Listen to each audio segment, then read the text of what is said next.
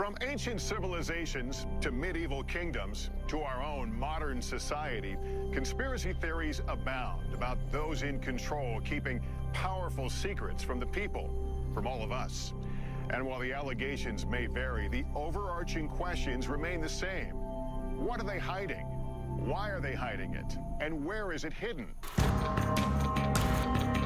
Secret government warehouses. Where are they? And what secrets do they hold?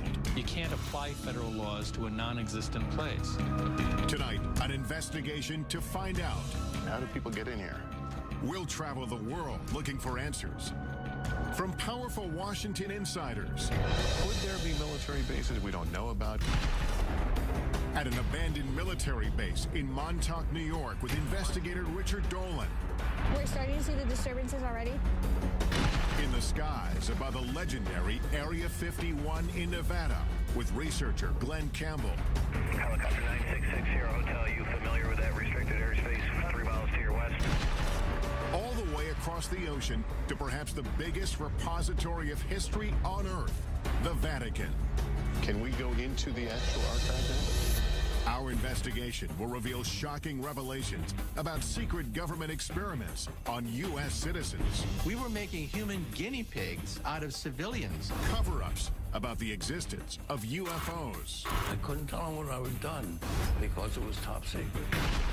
Potential evidence from a secret base that may provide proof the government has been hiding the truth about extraterrestrial life for decades. It's certainly not human. It's so unusual. It's like nothing I've ever seen before. We'll speak to informants who divulge details about what's hidden and where. There's thousands and thousands of underground tunnels. And for the first time on network TV, bring you footage purportedly smuggled out of Area 51 of an extraterrestrial. Travel with us on a global expedition to find the truth about secret government warehouses.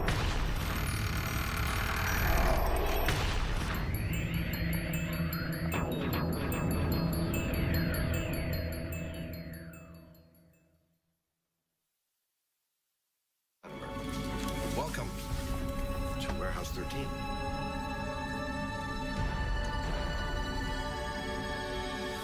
The secret government warehouse. It's a concept portrayed in pop culture that has intrigued audiences around the world for generations.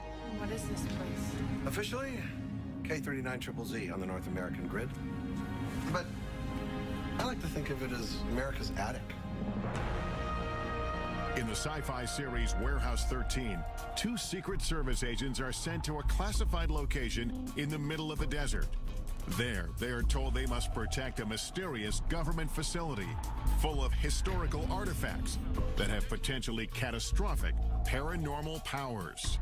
What you're supposed to do is hunt down whatever is threatening to ruin the world's day and neutralize it and bring it here. You're gonna snag it and bag it and tag it. It may seem like a far-fetched idea, but we know there are locations around the world where governments are hiding things. On military bases, in government archives, in underground bunkers. Many of them pertain to national security. But are there other deep secrets inside these restricted areas? What are they doing in Fort Knox or in Area 51? What are they doing in the Vatican that I can't go in and see? The mere fact of refusing to let people in makes the people on the outside question why are they being shut out and what is actually happening in that secret area or secret meeting. Are there facilities we don't even know about, hiding things we should know about? Some say yes. I believe that there are large numbers of underground facilities throughout this world, a large number of Warehouse 13 type facilities. Everything's in its little compartment, buried away very, very secretly, whether it deals with mind control or UFOs or maybe secret biological weapons or what have you. Secrecy is the norm, not the exception. To answer these questions, we began our investigation in Washington, D.C. We've come to talk with John Podesta, former chief of staff to President Clinton and a longtime advocate for government transparency, to get an inside perspective on just how extensive government secrecy may be. Has the government, in your knowledge, ever gone too far in keeping something secret? I mean, of course the government can go too far and keep it secret, and those habits kind of die hard. We just need to be observant to ensure that the public gets the maximum information that we can provide it. Is there a sense sometimes that the American public can't handle this information? People who are classifying information think the American public can't really handle it or don't need to know it. But I think over the long term, that's really dangerous. I think the American public can handle the truth. But how much don't we know as a society? There are sensitive operations that are kept secret that is critical to the success of those operations. But having said that, there's a lot that's swept into that zone, which for reasons that really are not about security, but could be done because if the public knew, they wouldn't want it being done in their name. One of the biggest sources of speculation is the existence of still classified UFO files. Why has the U.S. not been more forthcoming, opened up more information about UFO sightings, either proving or disproving? I think that's a question that I ask myself. I mean, is there something really in there that the American people couldn't really be made available to? Maybe, maybe it'll seem whatever the government was doing at the time might seem a little silly in retrospect, but so what? I mean, I think the public has a right to know that. While the U.S. government still keeps UFO documents stashed away at a government facility somewhere, other countries are finally coming clean. In 2008, the UK declassified its UFO records. And for the first time, witnesses, including members of the U.S. military, have been able to publicly come forward with their stories. I couldn't tell them what I had done because it was top secret. Milton Torres is a retired U.S. fighter pilot. In 1957, while stationed in the UK, a strange assignment came over his radio. They informed me that this was going to be an active firing mission. Then they said, this is an unidentified flying object. We want you to shoot this thing down. When Torres reached the designated coordinates, a giant object appeared on his radar screen. It was doing maneuvers that I couldn't follow. It would stop and then take off, right angles. I got in, within 20 seconds to go, when all of a sudden it just disappeared. I mean, it took off something like 10 times the speed of sound. This is faster than anything we have on the drawing board. I was afraid for my life. Torres returned to base and was ordered to never reveal what he saw in the air. They said that this mission has been declared top secret. You're not to discuss this with anyone, not your wife, not your commander, not anyone. If you violate top secret instructions, you can go to jail. To this day, Torres does not know what it was he saw on his radar screen, but he has his suspicions. I don't think we're alone. And whoever built that machine knew a hell of a lot more than I did. Could stories like Torres's still be under lock and key within the U.S. government's UFO files? Even some politicians believe the answer is yes. Former Arizona Governor Fife Symington, who witnessed the unexplained Phoenix lights, believes it was a UFO and that it was covered up by the U.S. government. I witnessed a massive delta-shaped craft that silently navigated over North Phoenix. We want the United States government to stop perpetuating the myth that all UFOs can be explained away in down-to-earth and conventional terms. And Ohio Congressman Dennis Kucinich says he witnessed a UFO as well. Congressman Kucinich, did you see a UFO? I did. It was an unidentified flying object, okay? It's unidentified. I saw something. Does the government know something about alien technology that it isn't telling us? I am convinced that our government has physical evidence, has answers, has information pertaining to the actual existence of UFOs.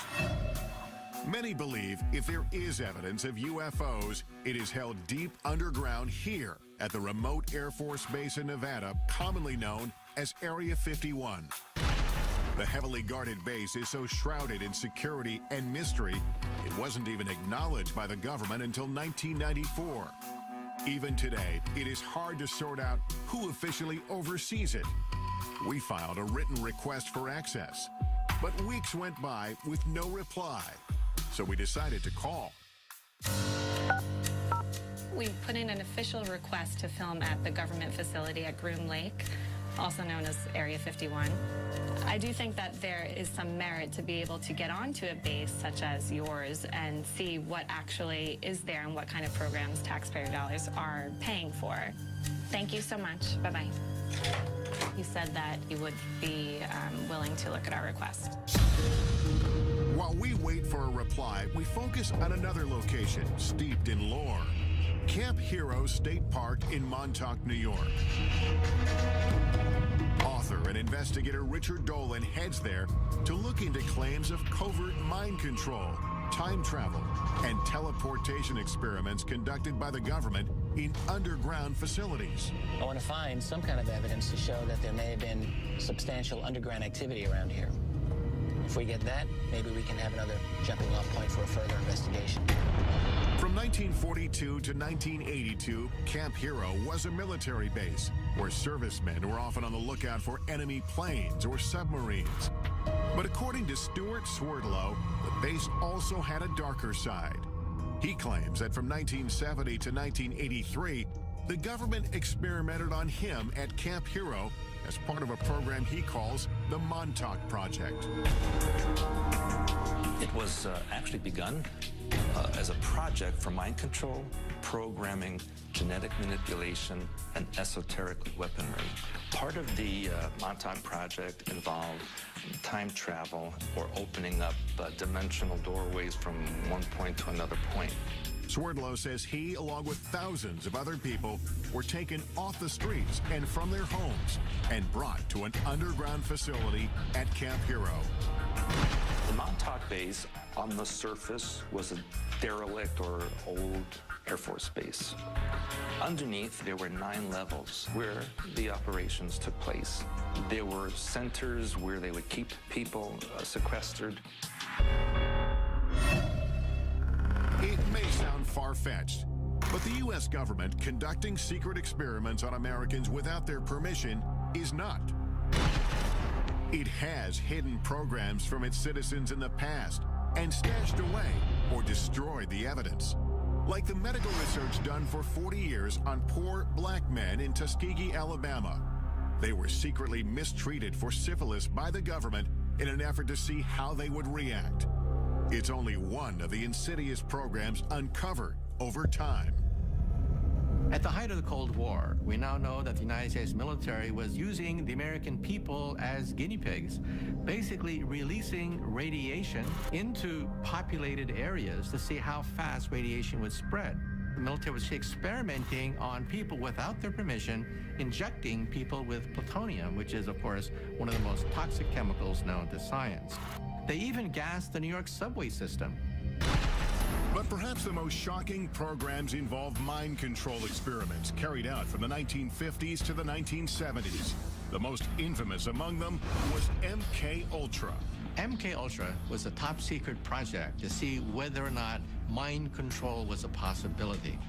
The military and the CIA began to look into the possibility of LSD, mind-altering hallucinogenic drugs that could brainwash people. Well, the consequences of this, of course, are enormous because this was uncharted territory. People went crazy. We were destroying people's minds. Retired Army officer Michael Bailey says he was one of the military's test subjects. They said the tests were safe. There was nothing to be scared of. Bailey was stationed at the Edgewood Arsenal military base in Maryland in the mid-1970s after volunteering for what he thought was a program to test uniforms and equipment. They explained that we were going to be testing equipment of the battlefields of the future, and it sounded exciting. But in fact, Bailey says he and hundreds of other soldiers were injected with LSD and other harmful drugs or exposed to dangerous gases to see how they would behave. We obtained this once restricted training video shot by the military, which shows some of the effects of the experiments conducted on their own men stationed at Edgewood. 6.5 hours after exposure time, the confused volunteer needed help as he attempted to traverse part of an obstacle course. At this point, hallucinations and other mental disturbances were evident. Looking back, Bailey believes his government betrayed him. You trusted the government, you trusted the Army. It was a bunch of lies. There was a lot of harm done at Edgewood Arsenal. More than 100 of these mind control experiments were conducted at military bases, in hospitals, and at leading universities like Princeton and Harvard. But these programs had some disastrous consequences. There were a number of suicides, a number of unsuccessful suicides. One man who had been dosed with LSD actually tried to commit suicide on his front lawn in front of his children and was in a what's commonly called a flashback state. The truth behind MK Ultra was only revealed in the mid-1970s. All the classified documents were ordered to be destroyed by the head of the CIA. But about 10 boxes of financial records were overlooked, and a small portion of the dark truth was uncovered. The thing about MK Ultra we have to remember is that we have very little information about the specifics of the programs, and that is because most of those records were destroyed. Without comprehensive records about who exactly was involved, some speculate that MK Ultra victims may have changed the course of history. The assassin of Robert F. Kennedy, Sirhan Sirhan, has been speculated for a long time to have been a mind control victim. At Harvard, it's interesting to note, one of the students involved in the experiments there was the Unabomber. If experiments like MK Ultra took place without public knowledge, is it possible the Montauk Project is another example of a government program that to this day remains classified? We only learned about MK Ultra by accident. It could so easily be the case that had all those records been properly destroyed, to this day, all MK Ultra would be rumor. When I think about that in connection with something like Montauk, it makes me think that it's just possible that the Montauk Project remains rumor because simply the guys running the security did a better job than they did with MK Ultra. Could the U.S. government have been conducting experiments inside secret underground bunkers at this retired military base? That's what Richard Dolan is hoping to find out. If the claims about the Montauk Project are true, that'll change everything about what we think we know about this world. And I have to say, if you're going to have a secret program, then Montauk is a great place to have it in a lot of ways. It's very remote. I think that it's possible that there has been some strange activity going on under there. Since the base is now a state park, we asked park officials for permission to access any underground areas. But they said they are not aware of any tunnel system in Camp Hero.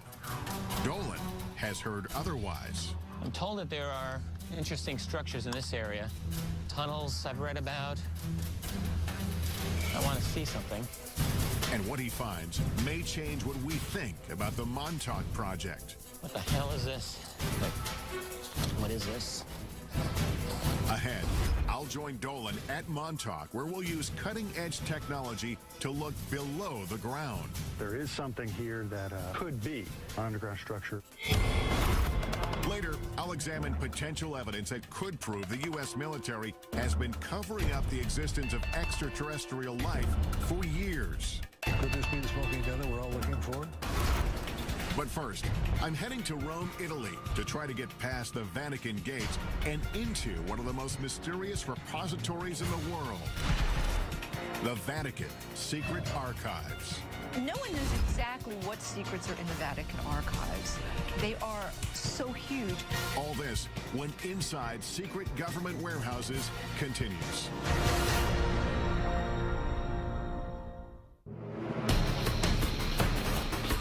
Our investigation into the world's most secretive warehouses brings us here to Rome, Italy, home to the smallest sovereign state in the world, but also one of the most influential, Vatican City. It is the headquarters of the Catholic Church and its 1 billion followers. And although its government rules over only 108 acres of land, the reach of its power has extended around the world.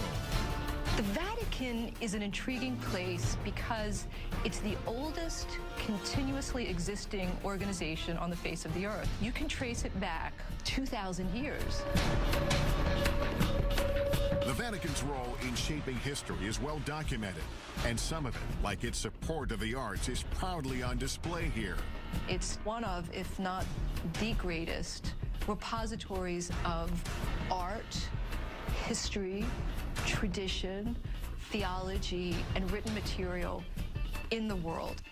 It is a treasure trove. Behind me are the hallowed halls of Vatican City, and somewhere deep inside, the Vatican's secret archives. 52 miles of shelves holding thousands of documents. It is perhaps the richest repository of history in the world, and yet it is off limits to almost everyone. For years, scholars and citizens alike have wondered what's hidden inside. Is the Vatican guarding powerful secrets? No one knows exactly what secrets are in the Vatican archives.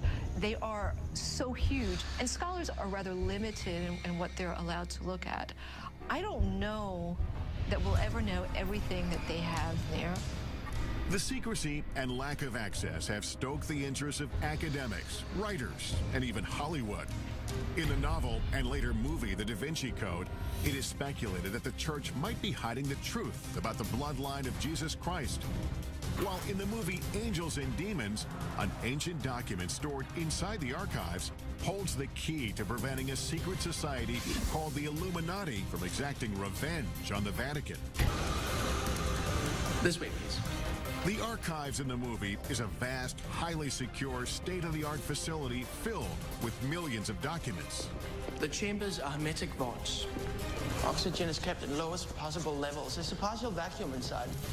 Could the real Vatican Secret Archives be a facility like this one? And could there be documents inside pertaining to explosive subject matter the church may want hidden? Like prophecies about the apocalypse, evidence of a supposed bloodline of Christ, exorcisms, or secret societies. Information that might alter our understanding not just of the church, but of history. Recent discoveries tell us yes. Vatican archivist Barbara Frale found a document buried inside that is key to understanding the Pope's role in the execution of the legendary Knights Templar. Many people believe that Pope Clement V led the investigation into the Templar Knights and disavowed them and led to their downfall. You have found a document. What does that document tell us about the story? In 2001, we found in the Vatican's secret archive an original parchment belonging to Pope Clement V, who asked for a secret hearing for the Masters of the Templar Order, absolving them, as he was convinced they weren't heretics. Now we know that the Church never condemned the Templar Order, and that it was the King of France's act of violence and abuse to cause the closure of the order. Because this document was filed in the archives in a strange way, its existence remained unknown for hundreds of years. This makes me wonder, could there be other documents about other important pieces of history that have not been found? There are still millions of documents which are yet undiscovered in the Vatican secret archive. So what else might be hidden unintentionally or intentionally inside? Much of the speculation about what is intentionally withheld is about end-of-the-world prophecies, like the famous Third Secret of Fatima. It is one of the most well-known and important prophecies to Catholics around the world. The story goes that in 1917, a vision of the Virgin Mary appeared several times to 3 small children near Fatima, Portugal. Today, a site where thousands of the faithful flock each year. During her visits, the vision is said to have shared 3 secrets about the future, but the Vatican only revealed the first 2. The first one was a vision of hell. The second one had to do with the end of World War I and the beginning of another great war shortly thereafter if Russia wasn't converted to Catholicism. But the third secret was withheld, leaving some, like Fatima researcher Christopher Ferrara, to wonder what it said. In 1960, for reasons unknown, the Vatican let it be known that the secret was going to be placed under seal forever. But on June 26, 2000, the Vatican finally relented under mounting pressure and published a vision. The announcement of a third secret made international news. For years, people speculated that the third secret was actually a prophecy about the end of the world. Today, before 500,000 followers, a Vatican official revealed the secret. The vision showed a bishop dressed in white, shot down by a burst of gunfire. According to the Vatican, the prophecy of the third secret was fulfilled on May 13, 1981. That's when the Pope, interpreted as the bishop in white, was shot here on St. Peter's Square as he waved to the faithful from his vehicle. But there are those who don't believe that explanation. They believe the real third secret may still be hidden inside the Vatican, and that it contains an even more startling revelation. A revelation about a global crisis. The secret involves a crisis in the church and some kind of apocalyptic scenario that affects every man, woman, and child on the face of the earth. I've been granted rare permission to enter the archives with our cameras to see what's inside. The first thing I'm shown is kept in the head archivist's office, and it exemplifies the kind of rich history that's stored here. Explain what this document is we're looking at. This is the letter addressed to Clement VII from the Lords of the English Parliament, in which they ask the Pope to annul the wedding between Henry VIII and Catherine of Aragon. This led to the Church of England breaking away from the Catholic Church, did it not? Si. But not all the documents get such a grand display. Most of them are buried deep inside the main archives facility. The Archives Secretary General, Luca Carboni, has agreed to meet with me and take me into the heart of it all. Can we go into the actual archive now? We go to see the storage of the storage, archives. where the archives the storage.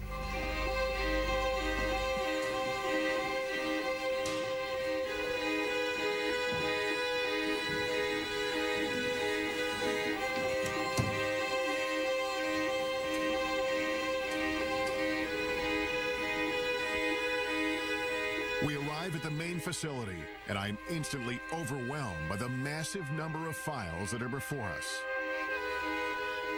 We are standing amid the history of the Catholic Church, but this is also an important part of the history of the world, isn't it?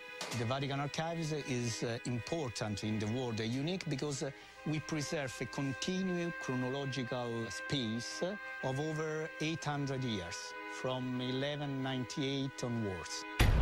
Documents as varied as records of medieval families to letters from the brilliant astronomer Galileo, who had famous battles with church leaders of his time, live on these shelves. So you have a correspondence from Galileo. We have a simple letter to a cardinal from Galileo. So that's Galileo's signature.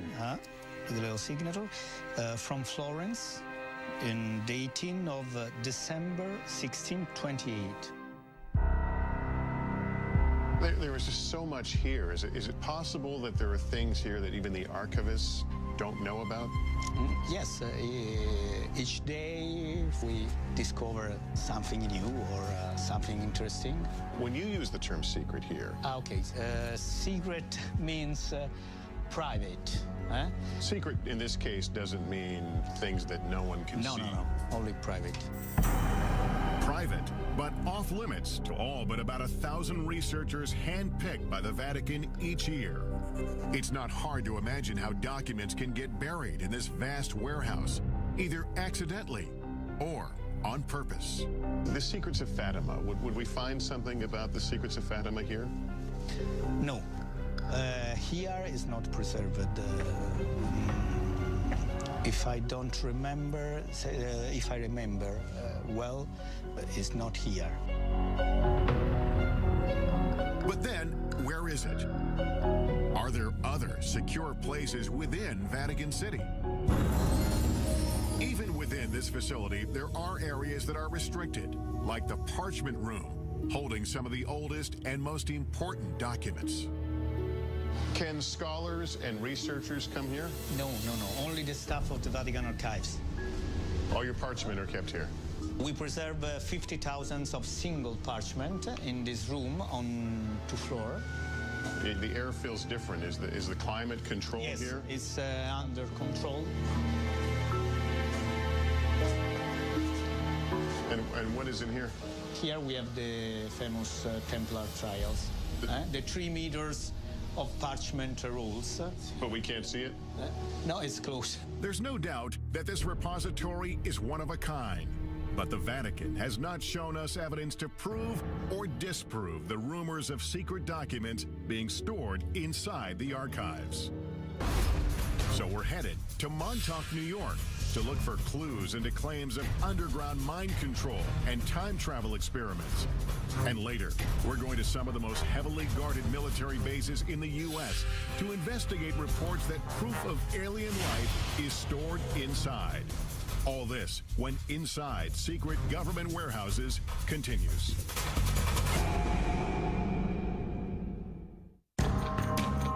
We're on a quest to uncover the world's most elusive government warehouses and the secrets that may be buried inside.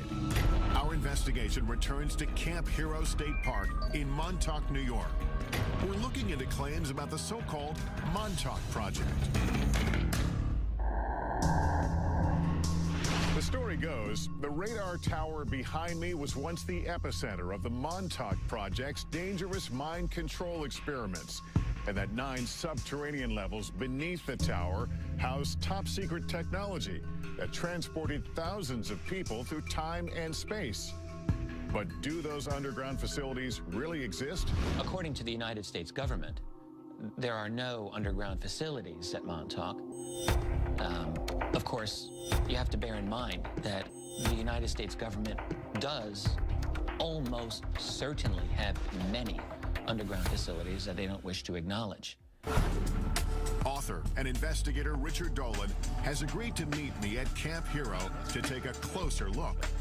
Can we establish there's something underground? The thing that I've been thinking about is it's impossible to establish the veracity of the claims of the people themselves, but if we can bring some kind of instrumentation to take a look below the ground, I'm thinking ground-penetrating radar, we might be able to find out one way or the other if there's anything that we can notice. At least confirm some parts of the story. According to Stuart Swerdlow, he, along with thousands of others, were brought here to be programmed or mind-controlled. I was subjected to many types of experimentations, interrogations, indoctrinations. I was used in the time travel experimentation. To do this, Swerdlow says he was sequestered in facilities directly beneath the old radar tower. Deep underground, he says, there were 9 levels of rooms, and within those rooms was a device called the Montauk chair. Looked kind of like a dental chair that the person would sit on. There would be a headset that would go over them. There were huge computer banks around that location. And there would be the psychic who would be sitting in the chair and generate thoughts electromagnetically into this device, which could be amplified and stored on the computer so that it could be amplified and transmitted But mind control wasn't the only concept being tested at Montauk, Swerdlow says. According to him, they were also experimenting with time travel and teleportation using strange technology. It's like a huge mirror frame, and in the frame there is technology that creates vibrational frequencies that can match points in time and space, and you literally walk through. And that is how they transported people from Montauk. If Swerdlow's claims are true, it would completely change the way we see the world. Up to this point, time travel and teleportation have simply been concepts explored in pop culture, in movies like The Philadelphia Experiment and Back to the Future. But were teleportation and time travel experiments like these taking place at Camp Hero? We asked the military about the existence of these experiments and underground spaces at this former base. After speaking with several different departments and officials, we still didn't get a clear answer. But theoretical physicist Michio Kaku says time travel and teleportation are not possible with current technology. Claims about the Montauk Project talk about teleportation, time travel. But let's be blunt about this. The United States military, the most powerful military on the planet Earth, simply does not have enough energy to bend space and time into knots. Still, we know the government does have a history of experimenting on unwitting Americans, especially with mind control. So we've brought in the latest technology to help us determine if there's anything underground here. Jamie Harmon and Dan Welch are ground-penetrating radar technicians. The technology they have should be able to detect anomalies underground. I know this is ground-penetrating radar, but explain to me what you can do with this. This orange box here, this is the radar pulses going down into the ground. When they meet something with a different material property, like stone or something metal, we'll get a reflection, which will bounce back to the surface. So if you see a man-made tunnel or something, it would show up pretty clearly on that? Mm-hmm. You know, it takes a little interpretation, but it will show up on the screen. Today, the area around the radar tower is completely off-limits, fenced off with warning signs. The park says it's because of concerns about falling debris, but Swerdlow says otherwise. The reason there's a fence around the radar tower is because underneath there is the main part of the Montauk base. They don't want people going in there. The entrance is sealed. But the park has granted us rare access to the restricted area surrounding the radar tower, with a stern warning not to get too close to the rusting satellite dish. It's pretty strong reflection. Our time here is limited, so we decide to split into two teams. Dolan goes to do a quick pass with his Geiger counter to see if there are any anomalies around the radar tower. It's basically reading at just under 10, which is very low. When he finds nothing strange, he goes to search for potential entrances into any underground spaces. Meanwhile, our ground-penetrating radar team gets to work surveying the area beneath the tower. Turn ourselves around here. And right off the bat, we start to get some strange readings. So, yep, we're starting to see the disturbances already. This is the very beginning of what we were expecting to see for the anomaly. So we know it starts here. Yep, and it's pretty strong, and we're looking at about 10 feet in depth. This being the surface here, so it's a very distinct start to it. Yeah. Mm-hmm.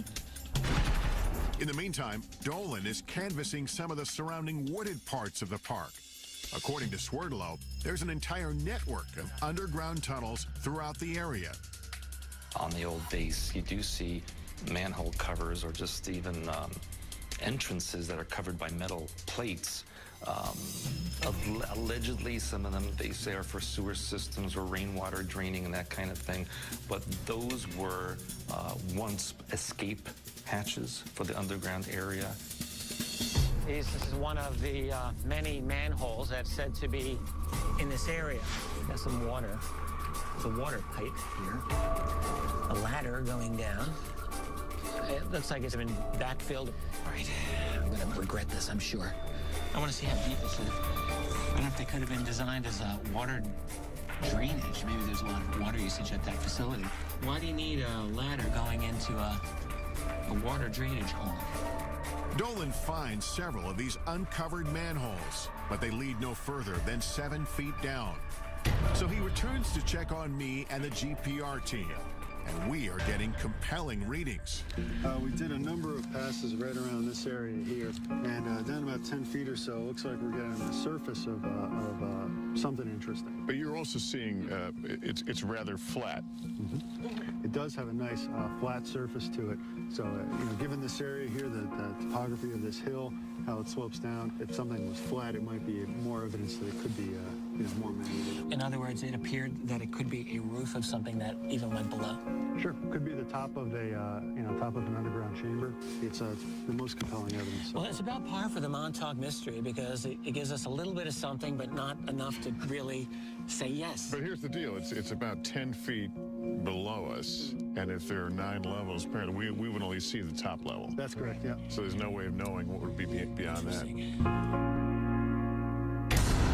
What the GPR technology has uncovered may be just a first step to determining if there's anything underground.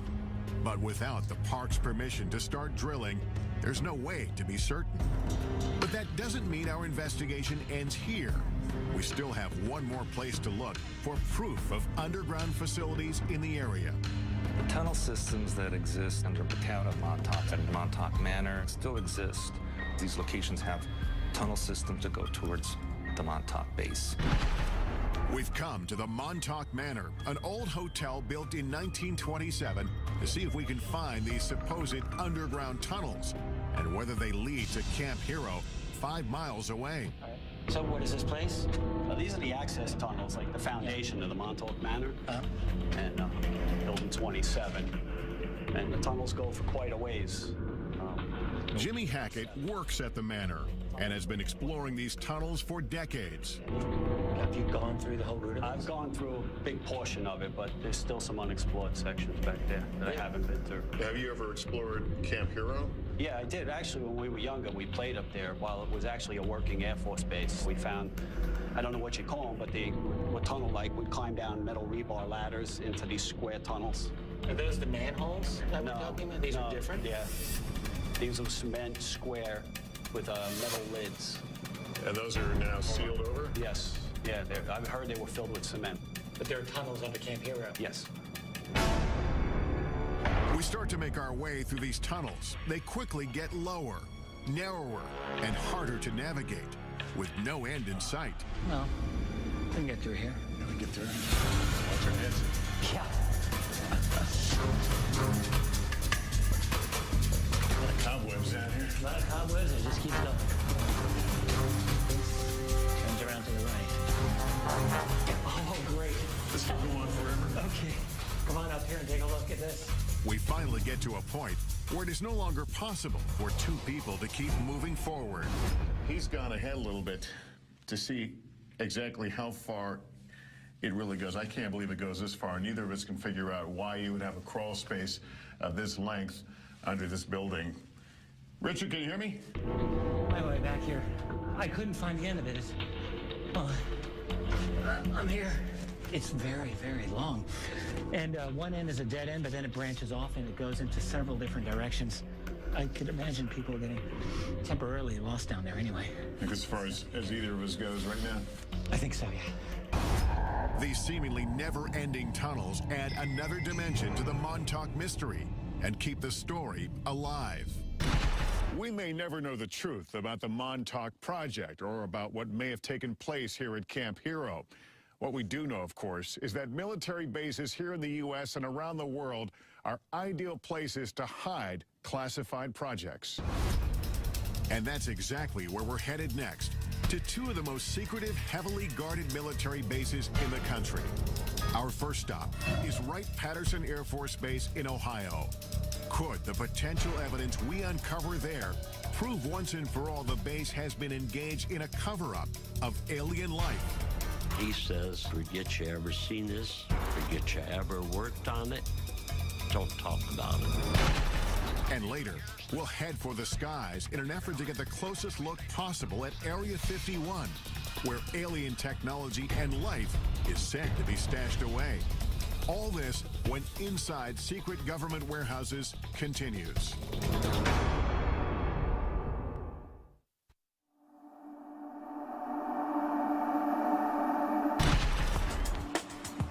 Our search for the truth about secret government warehouses has taken us on a global journey. We've been to Montauk, New York to explore allegations of mind control and time travel experiments underneath an abandoned military base.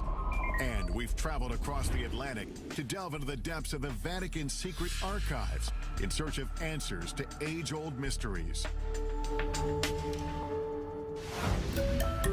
As our investigation deepens, we check in at our nation's capital, where we are still looking for answers and access. We made that request via fax 4 weeks ago, and we haven't heard anything back. We would love an opportunity to go to the facility and tour it. For weeks, we've been calling the Air Force requesting permission to get inside Wright-Patterson Air Force Base in Ohio, and what may be the most secure military base in the United States, the legendary Area 51. Oh, you've never allowed visitors out there? After phone calls to multiple government agencies, we finally reach an Air Force representative who agrees to review our request one more time. Thank you so much. I would appreciate that. The Pentagon's reluctance to let us into these military bases only fuels our curiosity. Could they be hiding more than military secrets inside? And are there other bases, or even warehouses like the one depicted in the sci-fi series Warehouse 13 that we don't even know about? And that is exactly what we do here.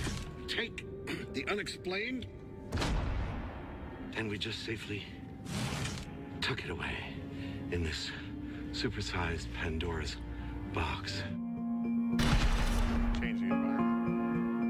Washington insider John Podesta says the idea of a central warehouse is a myth. There's, of course, not one single place that classified information is distributed across the country and across the globe. Could there be military bases we don't know about? Could there be places underground? Well, if we don't know about it, how do we know? Officials at Wright-Patterson Air Force Base decline our request for an interview. But we are able to speak with Congressman Michael Turner, who represents the Dayton, Ohio district where the base is located. Wright-Patterson Air Force Base is known as the largest Air Force base in the world. It has over 20,000 people who work inside the fence, largely in research and development. It has been involved in every plane for the military, starting with the Wright brothers plane, going straight through to stealth. Turner acknowledges Wright-Pat's classified research has inspired theories about extraterrestrial technology stored on base. Whenever you have a base, it's 8,000 acres and only 10 planes. There's a lot of research and development that's going on, and there's a lot of speculation. Speculation fueled in part by Wright-Pat's role in the infamous Roswell incident of 1947.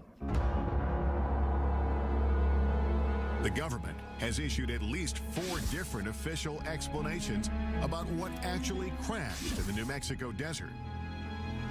And while theories may vary, certain facts are indisputable. A declassified FBI memo dated July 8, 1947, indicates the wreckage purporting to be a flying disc was secretly flown 1,500 miles to Wright Field by special plane for examination. After the Roswell incident, Wright-Pat became home to Project Blue Book, an official government investigation into UFOs.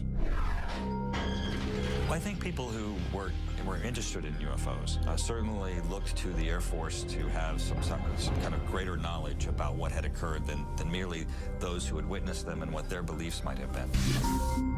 The Air Force investigated more than 12,600 UFO sightings. 700 of them remained unexplained when the government terminated the project in 1969. UFO author Donald Schmidt says Blue Book was flawed from the start. The true hardcore cases were going upstairs, we're going above Blue Book to something that we'll never know about. Retired Air Force Captain Robert Collins spent 22 years in the military, 6 of them at Wright-Pat. I had a top secret SCI, or Special Compartment and Information Clearance.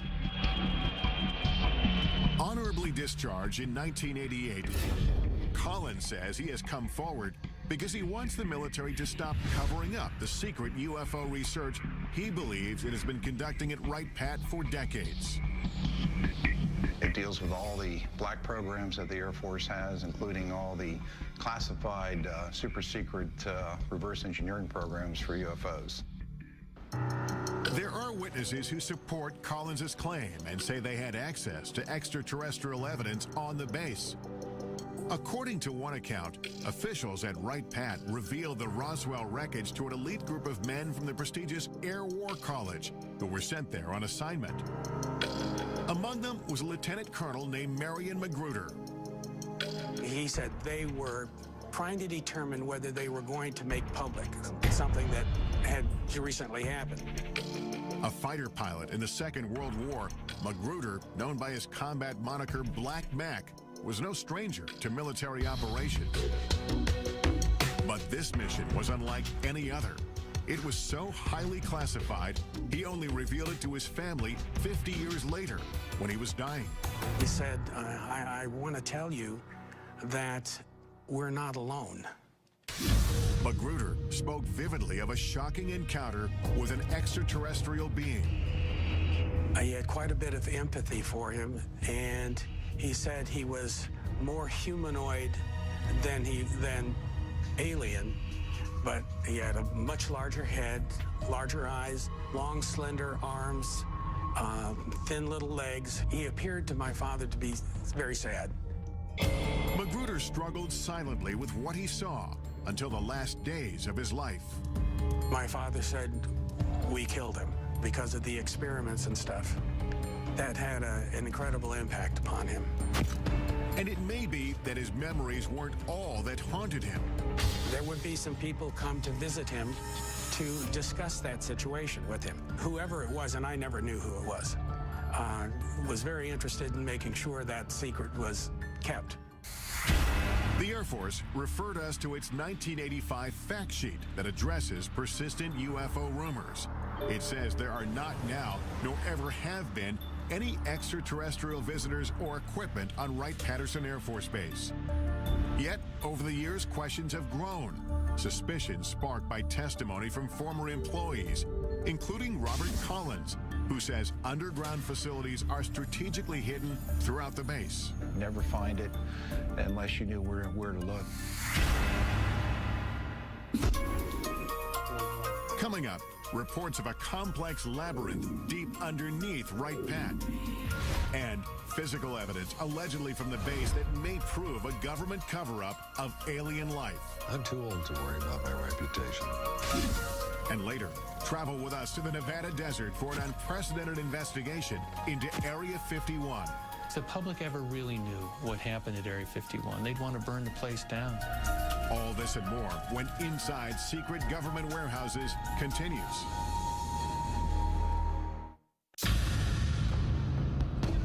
We've come to Wright-Patterson Air Force Base in Dayton, Ohio to investigate the truth about what may be hidden inside. Is this base ground zero in a government conspiracy to cover up evidence of alien life? Many UFO researchers believe so. They have the proof. They have the physical evidence. To this day, everything still points to Wright-Patterson Air Force Base. According to retired Air Force Captain Robert Collins, the next building is 620. These civil engineering drawings show entrances to a massive complex of tunnels and vaults located under the base, which leads to a set of stairs. Combining data from 25 years of research with information leaked to him by unnamed sources, Collins describes what he believes is under the surface. All these tunnels and vaults are completely independent of anything else in Wright-Patterson Air Force Base. 60 feet down below ground. And then there's a limestone rock bed, which is anywhere from 10 to 15 feet thick. So you may be as far down as 70 feet. You're looking at probably the size of a couple football fields at least in length. There's roughly 4 big vaults.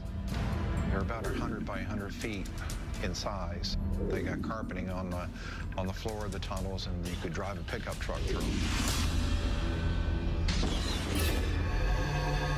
Collins says the most remarkable secret isn't the underground complex itself, It's what he says the Air Force was and possibly still is hiding inside.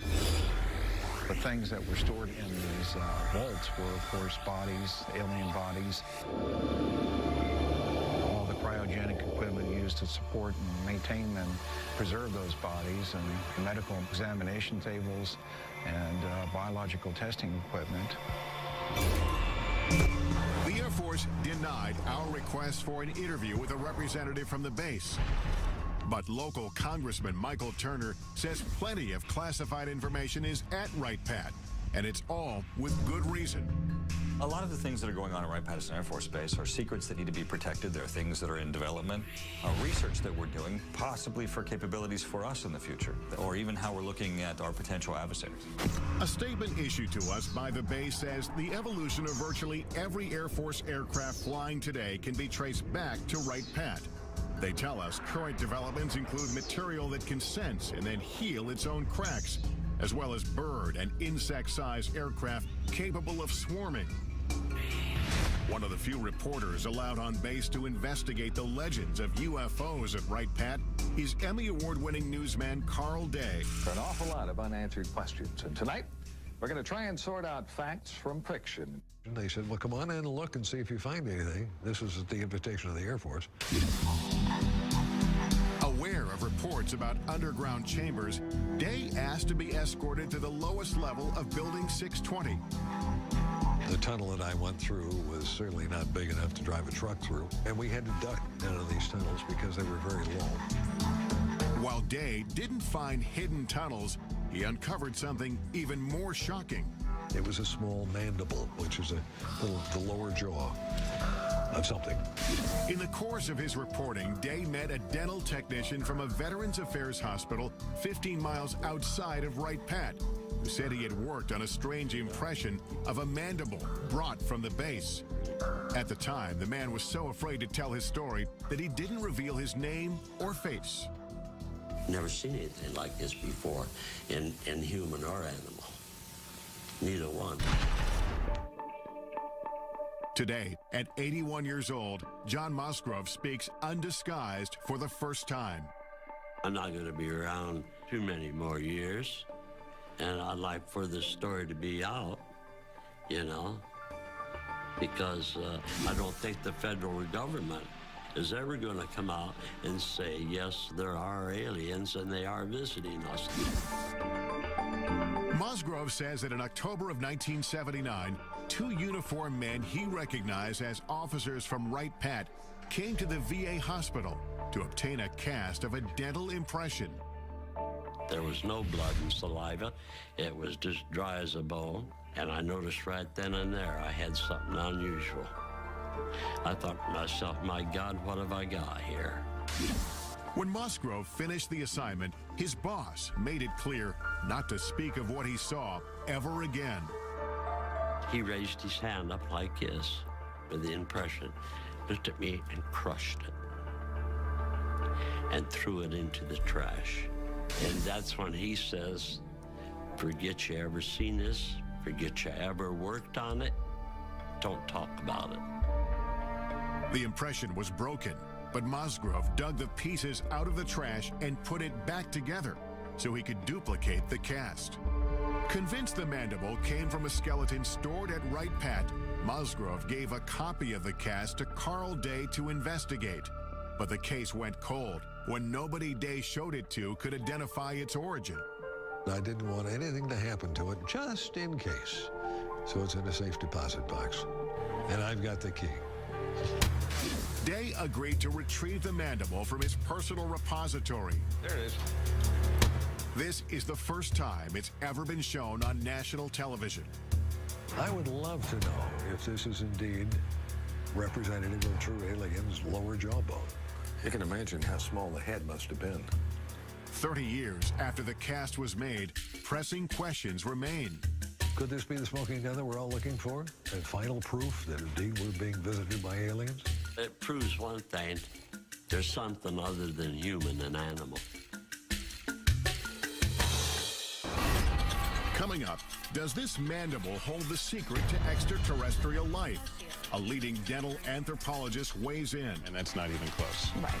But first, join us in the Nevada desert. Doesn't it make you wonder what's in there that has to be so secret that they kill? As we examine exclusive video that may expose what happens inside the most secretive military base in the United States. When Inside Secret Government Warehouses continues.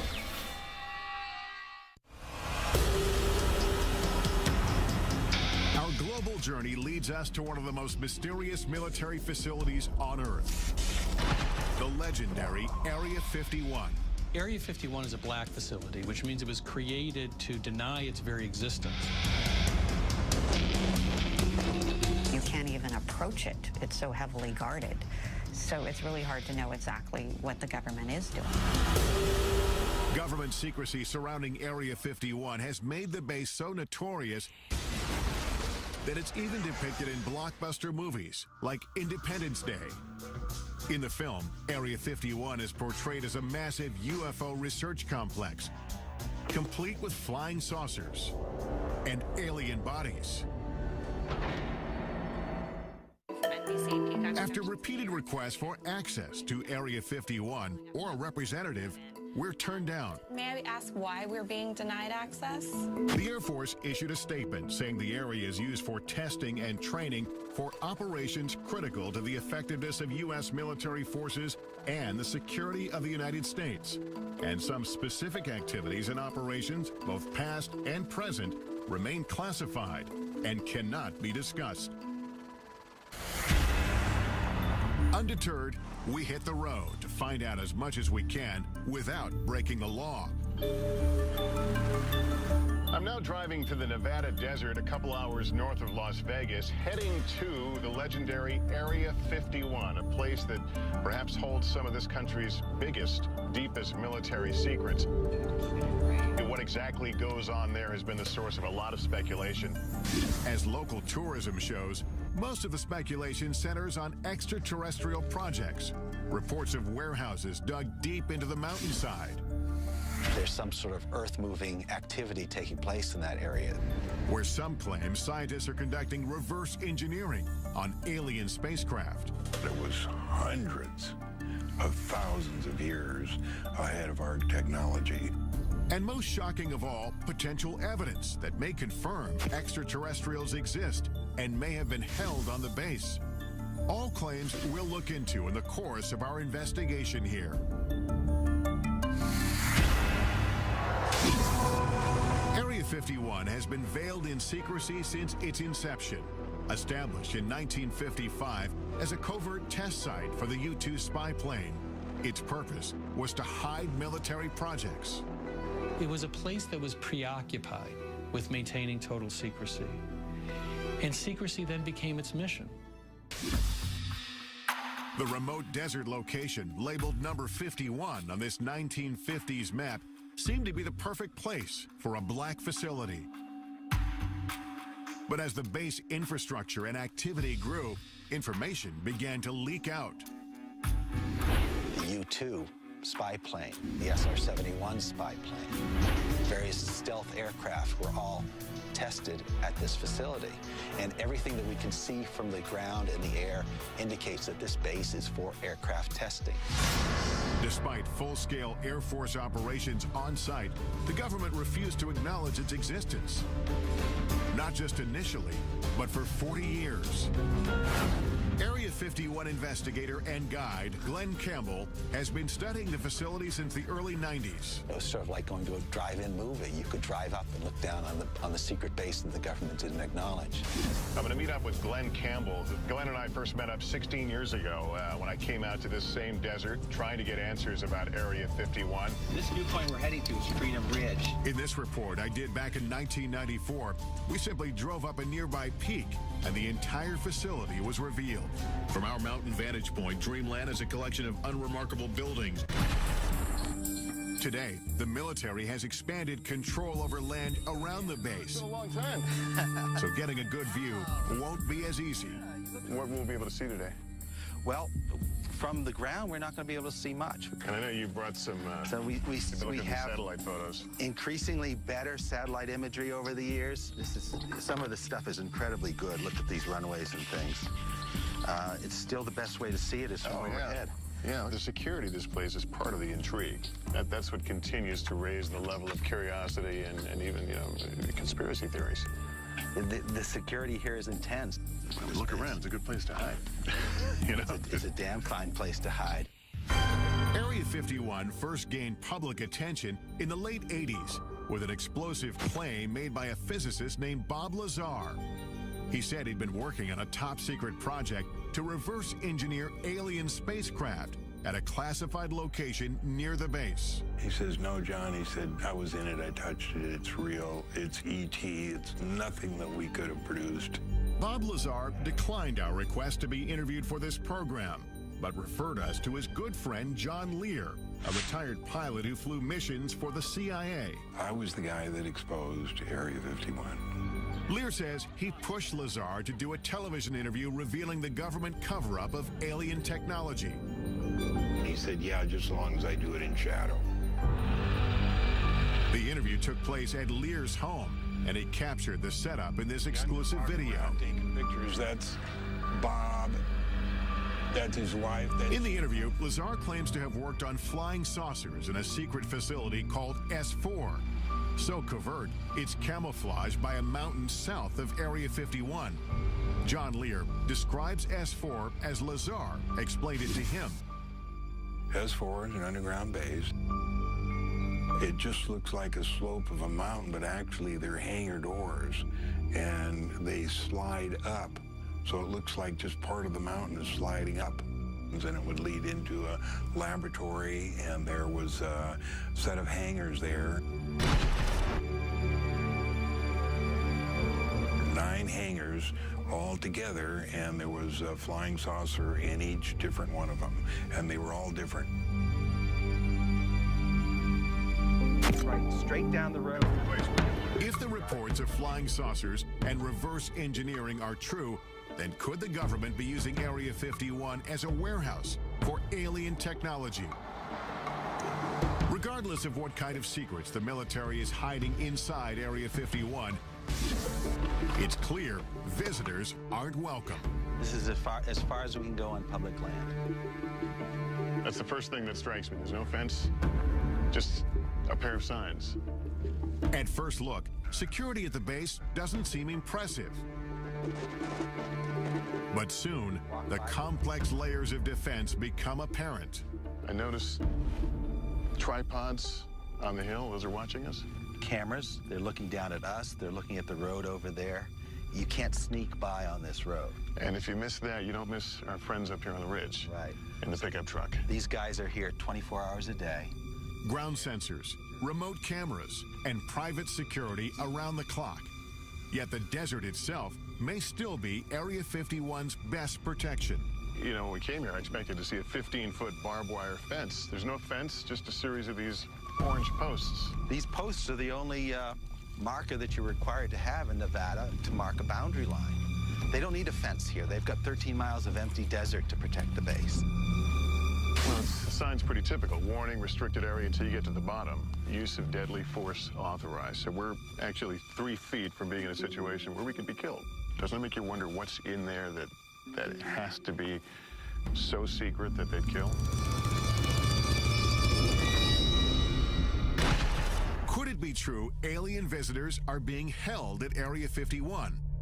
Airing for the first time on network television, this video purportedly shows a live extraterrestrial on the base. He's apparently being observed by military workers through a glass partition. The source of the tape is a man who goes by the name of Victor. He won't reveal his identity for fear of retribution. Victor says the video was smuggled out when material from the base was being converted from analog to digital. He discussed the video with an altered voice in this 1996 interview. Approximately twice a month, they sit it down for a session that generally lasts from 3 to 5 hours. Victor claims the alien arrived on Earth in 1989 and was subject to regular interviews. In this session, He says the alien becomes distressed. He's checking for hemorrhaging around the eye sockets and in the nasal cavity. Victor believes the alien died in the mid-90s. We have no way to verify whether the video is authentic, but we'll take it to a creature effects expert in Los Angeles to test its plausibility. In the meantime, we scale a mountain in search of any sign of structures inside the restricted area. Point is to hug these orange markers. I haven't even seen the orange markers before. There's but we know the orange markers are to our right here. We're losing daylight and only have orange posts to guide us. One wrong step into the invisible border means we could be arrested. I see a structure off in the distance. What are we looking at there? That's the actual guardhouse. That's the actual gate within the Nellis Range. So if you were to keep driving on the road past those signs and you got to that guardhouse, you'd be arrested immediately. We continue to climb upwards until we can't go any farther.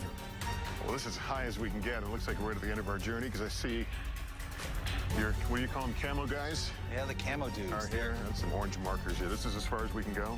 This is where the border changes. I think our only option is to get in the air during daylight, and maybe I'll be able to get a glimpse and get some idea of what's in Area 51. But we're going to need daylight and a chopper. Yeah. Coming up, join us in the skies above the Nevada desert as we take you as close as you can get to the most infamous military base in the country. They now know who we are and where we are. That's correct. Is Area 51 the epicenter for a cover-up of alien life? Or is the base concealing earthly secrets that are much more disturbing? Find out what happened at Area 51 and what humans did. That's scary enough. When Inside Secret Government Warehouses continues.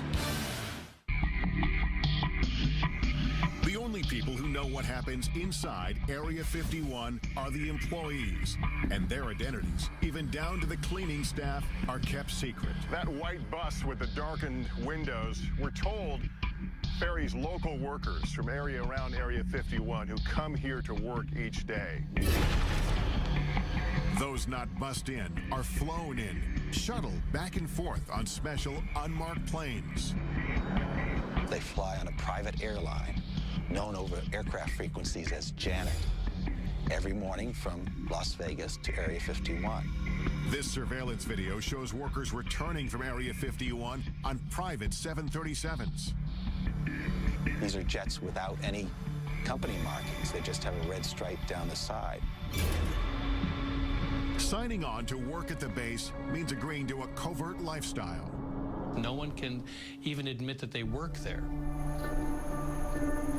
Jonathan Turley, a litigator in national security cases, first learned about Area 51 in 1994 when he was contacted by employees who were gravely ill. You're basically told to go die.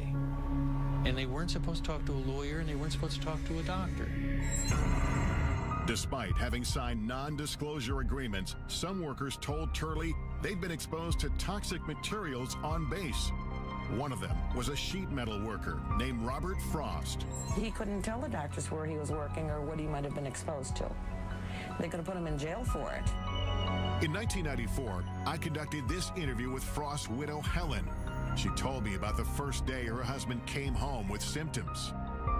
He walked in a door and he was screaming. I looked at him, his face was bright red, and all the skin was peeling off of his face.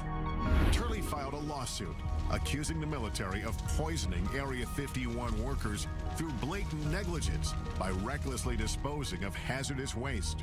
They dug a football field-sized trench, and they would fill it every week with all types of hazardous and toxic wastes. And then they would just dump jet fuel on it and set it on fire.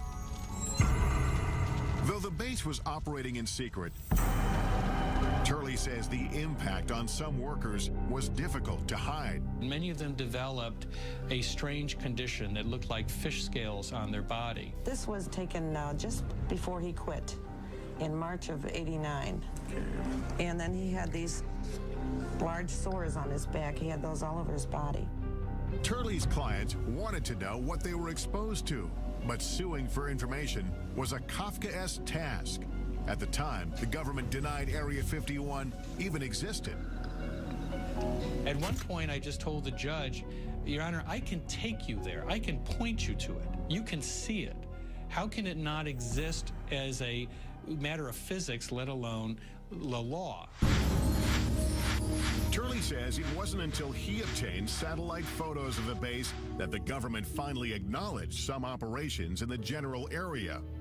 They believed that they lived in a special place that was not reachable by federal law, that even killing someone, it was just simply not something to be held accountable for. Eventually, Turley filed several lawsuits on behalf of sick workers. The legal battle lasted for 9 years. Some of his clients died during this time. The lawsuits succeeded in prompting the government to start conducting environmental inspections on the base as required by law. And as a result, the court found one of the cases to be moot. Another one was dismissed for reasons of national security. In the end, Turley's clients got no answers, and disclosure of the legal inspections prompted by the lawsuit was deemed subject to a presidential exemption. This means they can be kept from the public, and they have been to this day. This is a failure of immense proportions. It goes not just from the Air Force command at the facility, but extends all the way to the president himself. These were Americans. They had to be protected from their own government. Turley says all the stories about aliens at the base have provided the military with an ideal smokescreen. If everyone's looking for some galactic presence, they're not looking down on Earth for simple crimes. And so the government never really did try to kill the alien stories. They just wanted to kill the crime story. And so, public interest in Area 51 and its alien legends has endured. Tourists come from all over just to get a glimpse inside the border. There's all the signs and all the cameras watching you up in the hills and the guys in the trucks. It's like, okay, what do you really not want us to see that's back here? Like, what is it that you want hidden so well? Major land restrictions in the 1980s and 1990s have closed off nearly every reasonable land-based vantage point into the facility. So we concoct another plan. We really couldn't see anything from the ground, but we have another option. We've hired a helicopter, and we're going to go up and try to skirt around the restricted area and see what we can see. Campbell, pleased to meet you. The sky is also now the focus for investigator Glenn Campbell, as he prepares to monitor activity in the restricted airspace above the base with high-powered surveillance cameras. I have 3 cameras recording 72 hours worth of video. These 3 specialized cameras will record continuously and capture anything unusual overhead, day or night. The idea is have Bald Mountain on one side, have this small peak on the other side. Looks nicer. As we await the results, I head off to do some aerial surveillance of my own. All right, I'm Tom. It takes several calls before finding a pilot willing to take us anywhere near Area 51. Well, these are restricted areas, and why they're restricted areas, they don't tell us. How close can we legally get? Well, it's recommended that you don't get closer than about 2 miles to the border. Are we going to tell them what we're doing? No, we're not going to tell them. We're just going to tell them we're going to be doing some flying, looking the area over if they ask. Let's do it. All right. Okay, here we go. Squad 4373 and ident. 4373 with an ident for 9660 hotel. They now know who we are and where we are. That's correct. During our ascent, we overhear communications between air traffic controllers and the unmarked government commuter jets. Janet 267, Nellis control radar contact, maintain 15,000. That airplane he's talking to is one of the Janet airplanes. Like an aerial bus service. Once we've flown over the highest mountain, Area 51 creeps into view. I can actually see it from here. We're probably about 10 miles from the border. But just as soon as the base is within sight, a warning comes over the radio. Helicopter 9660 hotel, you familiar with that restricted airspace 3 miles to your west? 9660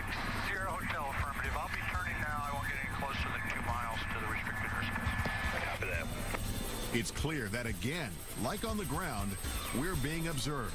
We are as close as we will be allowed to go to Area 51. This place is so restrictive that we legally can't even point our cameras in the direction of the base. We're at a little over 8,500 feet. It's a beautiful, clear day. This is absolutely the best view that anyone will be able to get of Area 51 from outside the restricted zone.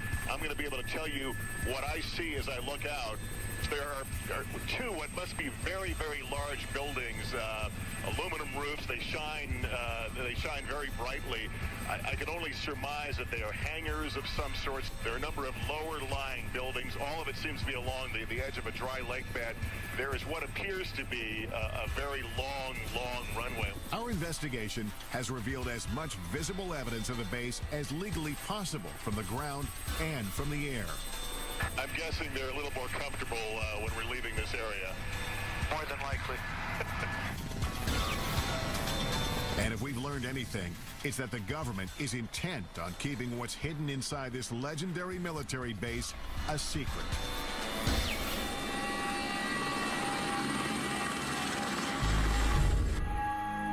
After 72 hours monitoring the sky, our video surveillance captures some anomalies. An eerie desert storm sweeps through the area. A bright light floats along the horizon after dark. And then we discover this glowing disc in the corner of the screen. Upon examination, the light turns out to be a car driving on the desolate road. The disc, however, remains unexplained. Campbell says it could be the moon. When you come to the desert and you look up at the night sky, you see more stars than you would ever see anyplace else. When you look up at all those million points of light, you got to be crazy to believe we're alone in the universe. Coming up, our investigation continues as we travel from coast to coast to analyze the evidence we've discovered on our journey. What will the purported alien interview video from Area 51 reveal? And could this mandible support theories of extraterrestrial life? It's like nothing I've ever seen before. Answers coming up next on Inside Secret Government Warehouses.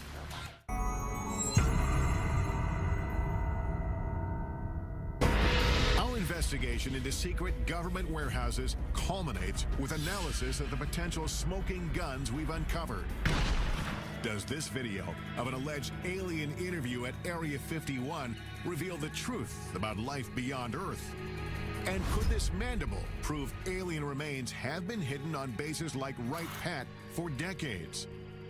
We'll explore all the possibilities with top experts, starting with one of the most sought-after creature effects artists in Hollywood.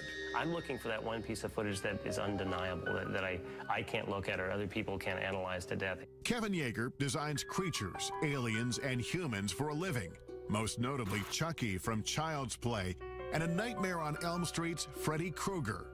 Yeager agrees to analyze the video using 25 years of experience in puppeteering and film. The first thing that I saw, was an alien, and it actually looked like it was alive. If you look closely, you can see there's a small little mouth. It kind of looks like it's, pursing and moving like a natural mouth would. It's got big doughy eyes. It's got a big head, and it moves in a pathetic way, and you want to take care of it, and suddenly your heart is involved. Just as Yeager starts to identify with the alien, he spots questionable movement. There's some quick, jarring movements that every now and then see this little jerk bobblehead that happens here. Right there is kind of a jerk bob, and the shoulders move as well. A telltale sign, he says, that the alien is a puppet. It's the head movement that tips Yeager off, and he uses this animatronic doll to explain. Now, if you go slowly, like it was first moving very slowly, you can kind of take all the bobbles out. But then once he began to get kind of tired or go into his sick state, he began to wiggle and jiggle like this, and then that's what it kind of gives it away.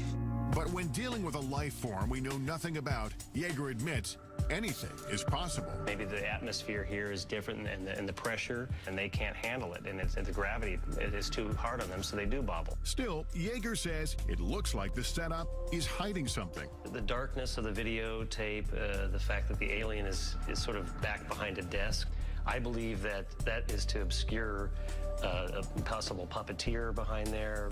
Yeager thinks the alien and the video are a hoax, but he says it wasn't a bad try. There's certain organic elements to it, and I can totally see why people would think this is real. Hoaxes do nothing but undermine efforts to get to the truth. With that in mind, we head to New York City to visit NYU dental anthropologist Shara Bailey. She has been studying the mandible we obtained during our investigation at Wright-Patterson Air Force Base. The jaw shape is what struck me first, because the shape of this jaw is very narrow in the front part, and then it kind of dips in here, and then it's very wide in the back. And this is very unusual for a primate. It makes this curve and then comes out. Yeah, it's kind of like an S curve, I guess you might call it. And certainly our teeth and jaws don't do that. No, they don't. Dr. Bailey has 2,000 primate casts, one of the largest collections in the nation, and she's compared the mandible to every single one. Can you say with any fair amount of certainty that this is not from a primate? Yes, I would put my career on it that it's not from a primate. Although Bailey can't match the mandible to anything she's ever seen, her examination of the cast does reveal new information. The cast was made from a skeleton. And this is of a living person. Because we see the gum here? Yeah, you can see the gum, and you absolutely can't see the gum here. The creature lost its teeth after it died. And there are also crypts. You can see that where the teeth might have been. The remaining teeth show it was an omnivore. It's something that eats both flesh and vegetables. And dimensions of the jaw indicate the size of the creature itself. This is a macaque, but it has a jaw similar in size to this. And so whatever this creature was, it was the size of a small dog. And the skull size would be similar as well to match this? Yeah, there's a very good correlation between jaw size and skull size. The cast has some characteristics that strike Bailey as peculiar, including signs of being scraped with a tool. It's definitely been modified, so that I can tell you. Whether it's authentic and it was modified for some other reason, it's very hard to tell. She also questions the apparent human-like dental pattern, which could disprove the notion that the cast came from an alien skeleton. If we're an alien and evolved on a different planet, totally separate from us, why would we ever expect it to have the dental pattern, the same number of teeth and the same types of teeth as a human? It's very odd. If in fact this came from another planet, how would you begin to really compare it to find out what it is? All I can do is compare it to living things on this planet. This mandible is not of any creature that comes from our Earth, that's for sure. This alleged alien artifact tied to our nation's most complex Air Force base may be just the tip of the iceberg of what the government doesn't want us to know. Could this be one of the many secrets locked away in classified government warehouses around the globe? And is there a real Warehouse 13?